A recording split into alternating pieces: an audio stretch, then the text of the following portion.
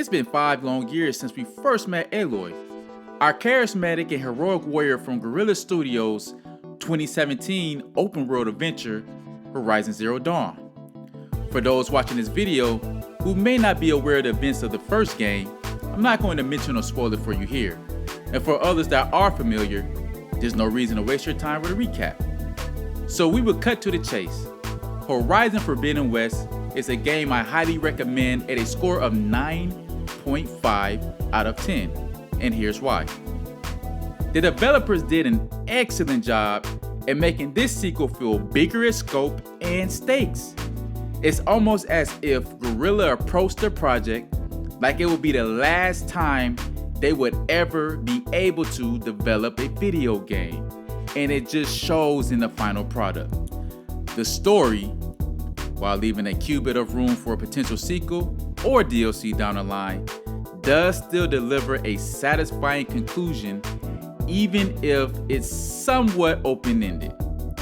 Now in this review, we are looking at the PS5 version, which comes with both resolution mode, which boasts 4K resolution at 30 frames per second, and performance mode, which runs at 60 frames per second at 1800p with checkerboard rendering.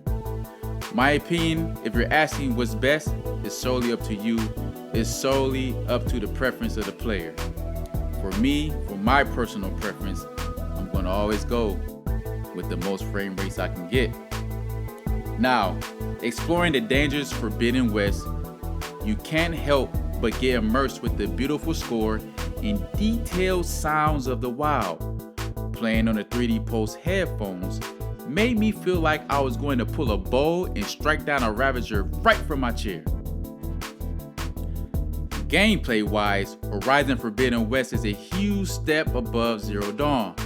Now climbing obstacles, they're still there. It's still a little bit limited at what you can climb up on, but not as limited as Zero Dawn, but that's okay because that's just part of Horizon's identity. It's not gonna be like Valhalla, and every game does not have to be like Valhalla, right? We have Valhalla, we have Horizon, right?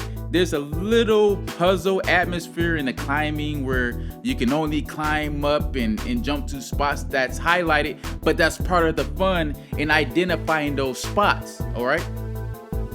Now combat wise, again, this is a big step up, and you still have light and heavy melee attacks, but you also have combos you can unlock via skill tree.